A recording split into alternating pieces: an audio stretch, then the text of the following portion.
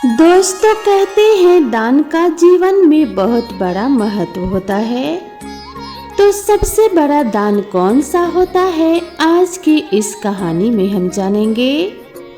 एक गांव में एक गरीब आदमी रहता था। आदमी का नाम मंगल था। वह बिल्कुल अकेला था। बैलगाड़ी लेकर जंगल जाता और लकड़ियां काटकर उस पर लाद कर लाया करता था। शहर में लकड़ियां बेचने से जो कुछ भी मिल जाता था, उसी से वह अपने जीवन का निर्वाह किया करता था। उस दिन दोपहर के बाद का समय था। मंगल बैलगाड़ी पर लकड़ियां लाद कर शहर की ओर जा रहा था। बाग में उसे एक ऐसा आदमी मिला जो पैदल चलते चलते थक गया था। वह आदमी शहर का रहने वाला था। उसका नाम था सूरज। सूरज ने मंगल से कहा, भाई मैं बहुत थक गया हूँ। यदि तुम शहर जा रहे हो तो कृपया करके मुझे अपनी बैलगाड़ी पर बिठा लो। मंगल बोला, हाँ मैं शहर ही जा रहा हूँ। आओ बैठ जाओ बैलगाड़ी पर। एक मनुष्य को दूसरे मनुष्य की सहायता करनी ही चाहिए। सूरज बैलगाड़ी पर बैठ गया। दोनों रास्ते भर प्रेम से बात करते रहे।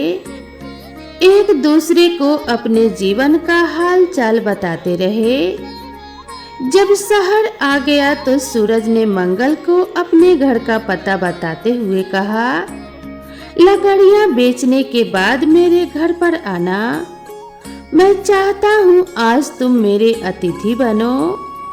तुम्हारा आदर सत्कार करने से मुझे सुख प्राप्त होगा। मंगल ने वचन दे दिया। सूरज प्रसन्न होकर अपने घर चला गया और उत्सुकता पूर्वक मंगल की राह देखने लगा। मंगल जब लकड़ियां बेच चुका तो संध्या होने के बाद सूरज के घर गया।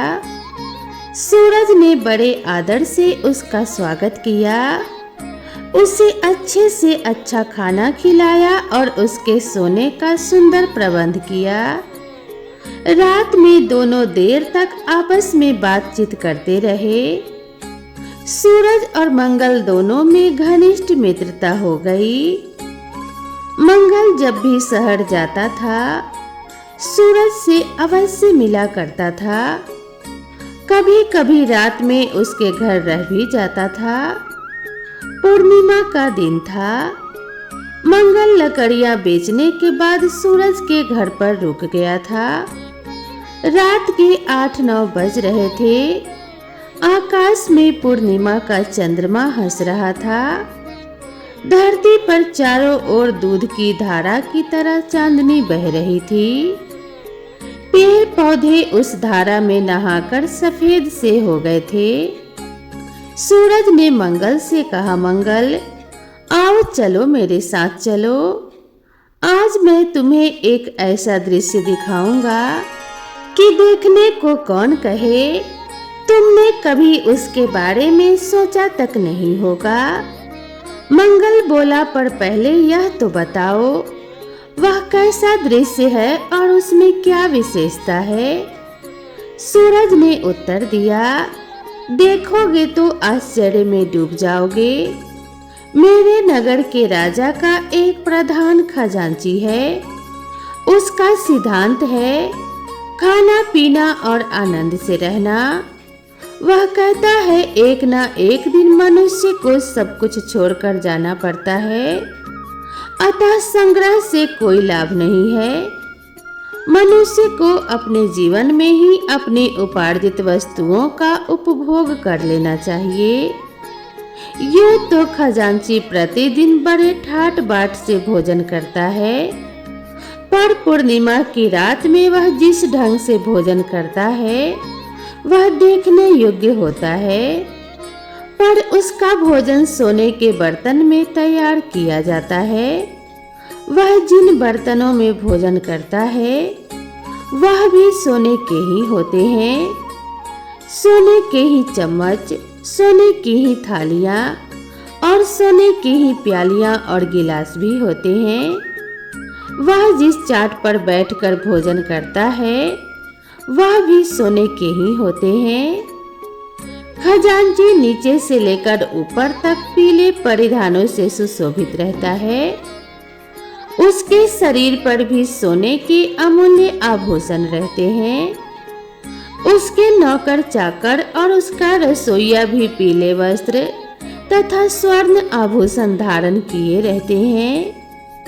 चांदनी रात में खजांची के घर ऐसी स्वर्ण आभा बिखरती रहती है कि मनुष्य का मन ही नहीं, देवताओं का मन भी ललक उठता होगा, लालच से भर उठता होगा। नगर के बड़े अमीर भी उस अनुपम दृश्य को देखने के लिए वहां इकट्ठे होते हैं। सूरज के कथन को सुनकर मंगल के मन में भी लालसा उत्पन्न हो उठी। वह खजांची के भोजन के दृश्य को देखने के लिए सूरज के साथ उसके घर गया। वहां मेला सा जुटा हुआ था। खजांची तरह तरह के सोने के आभूषणों और पीले परिधानों से सुसज्जित होकर भोजन के लिए सोने के पाट पर बैठा। उसके सामने जब सोने के पात्रों में तरह तरह के व्यंजन परोसे गए तो उस दृश्य और उन व्यंजनों को देखकर मंगल अपने मन को अपने वश में नहीं रख सका। वह धीरे से सूरज से बोला, भाई सूरज, यह तो सचमुच बड़ा अपूर्व दृश्य है। काश मैं भी एक दिन ऐसी ढंग से ही इसी तरह भोजन करता, पर क्या कभी संभव हो सकता है? ऐसा नहीं हो सकता। इस गरीब के जीवन में यह कभी नहीं हो सकता। हालांकि मंगल ने बहुत ही धीमे स्वर में अपनी बात सूरज से की थी, पर फिर भी खजांची के कानों में जा पड़ी। खजांची ने दृष्टि उठाकर मंगल की ओर देखा। उसे मंगल के मुखमंडल पर कुछ अनूठा पंसा दिखाई पड़ा। उसे लगा कि इस मनुष्य के शरीर के भीतर कोई चमत्कार है। खजांची जब भोजन कर चुका तो उसने मंगल को अपने पास बुलाया। उसने उसकी ओर देखते हुए कहा, मैंने तुम्हारी बात सुन ली है। तुम पूर्णिमा की रात मेरे ही समान भोजन करना चाहते हो ना? इसके लिए तुम्हें कठोर तप करना पड़ेगा। क्या तुम इसके लिए तैयार हो? मंगल बोला, श्रीमान, यदि एक दिन मुझे आपके समान भोजन करने का अवसर प्राप्त हो तो मैं तप क्या, पहाड़ भी उठाने के लिए तैयार हूँ। खजांची सोचता हुआ बोला, नहीं, तुम्हें पर्वत नहीं उठाना पड़ेगा। तुम्हें 3 वर्षों तक खेतों में काम करना होगा। मंगल बोल उठा, श्रीमान, मैं अपनी इच्छा की पूर्ति के लिए आपके खेतों में काम करने के लिए तैयार हूँ, पर 3 वर्षों के बाद मुझे आपके समान भोजन करने का अवसर प्राप्त होगा ना? खजांची ने दृढ़ता पूर्वक कहा, अवश्य प्राप्त होगा, अवश्य ही प्राप्त होगा। मंगल लकड़ियां काटना छोड़कर खजांची के खेतों में काम करने लगा। वह दिन भर खेतों में पसीना बहाता और रात में मजदूरों के साथ खा पीकर सो जाया करता था।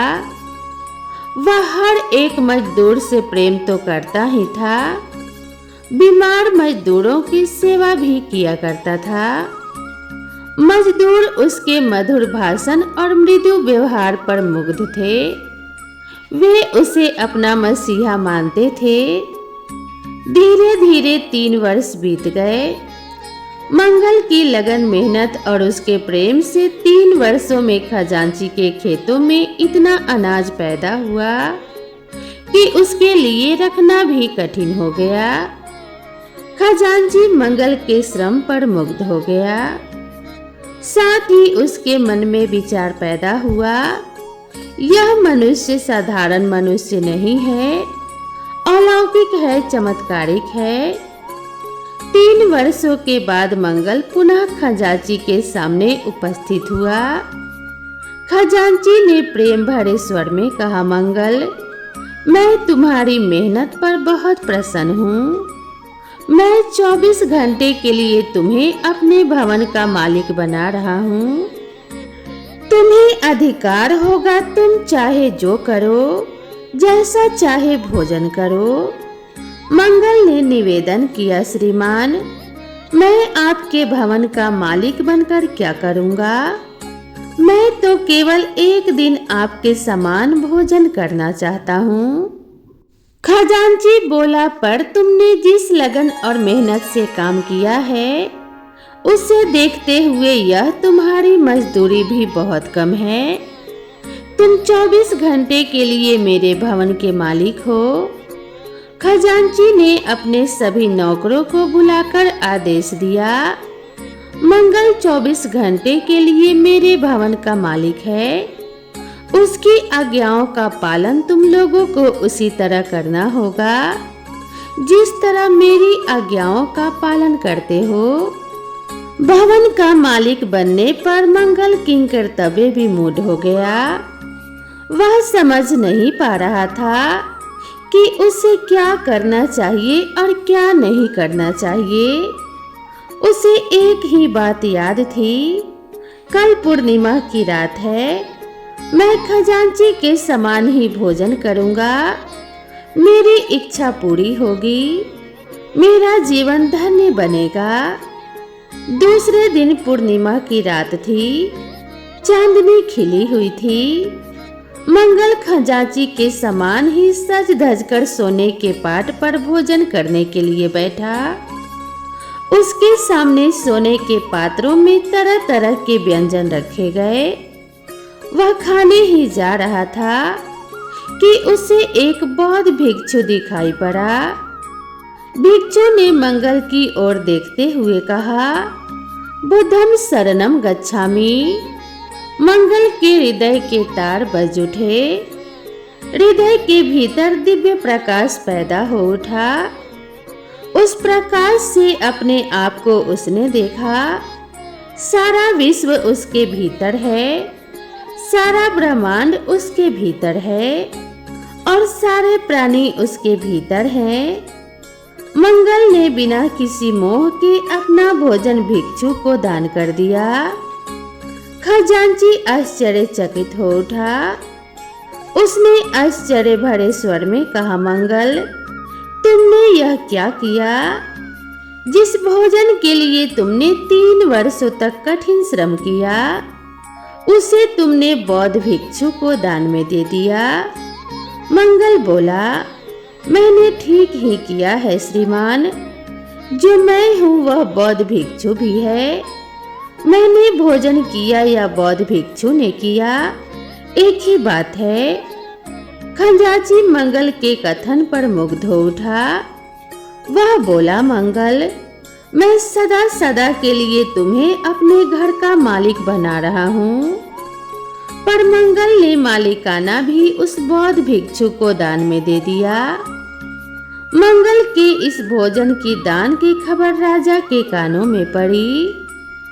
उसने मंगल के त्याग पर प्रसन्न होकर उसे अपना पूरा राज्य दे दिया। पर मंगल ने राजा के राज्य को भी बौद्ध भिक्षु को दान में दे दिया। बौद्ध भिक्षु मुस्कुराता हुआ बोला, इस मनुष्य की मेहनत और लगन पर प्रसन्न होकर भगवान बुद्ध ने इसे अपने शरण में ले लिया है। जो प्राणी भगवान बुद्ध की शरण में जाता है, उसे ब्रह्मांड का राज्य भी तुच्छ होता है। मंगल के त्याग का प्रभाव खजांची और राजा के मन पर भी पड़ा। वे दोनों भी अपना सब कुछ छोड़कर बौद्ध भिक्षु बन गए, धर्म संघ में सम्मिलित हो गए। एक मनुष्य को दूसरे की सहायता करनी ही चाहिए। श्रम और लगन की दृढ़ता से मनुष्य अपनी मंजिल पर पहुंचता है। श्रम, सेवा और त्याग ही मनुष्य का सबसे बड़ा गुण है। परिश्रमी और प्रेमनिष्ठ मनुष्य को ईश्वर की कृपा अवश्य मिलती है। आज लोगों में प्रेम की जगह घृणा का भाव ज्यादा बढ़ गया है। यह मानवता के खिलाफ है।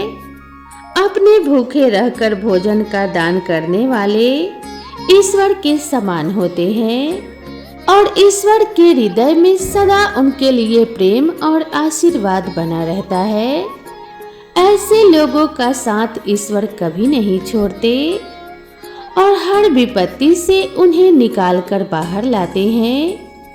ऐसे मनुष्य जीवन में अपने रास्ते से कभी नहीं भटकते। ईश्वर उनका हाथ सदा पकड़ के चलते हैं। तो दोस्तों, हमेशा एक मनुष्य को दूसरे मनुष्य की सहायता करनी चाहिए। ऐसा करना ही मनुष्यता का परम धर्म है। तो दोस्तों, आज की यह कहानी आप सभी को कैसी लगी कृपया कमेंट करके ज़रूर बताएं और इसी तरह की नई नई कहानियों के लिए मेरे चैनल से जुड़े रहें। तो दोस्तों, मिलते हैं इसी तरह की नई कथा और नई कहानी के साथ। तब तक के लिए नमस्कार।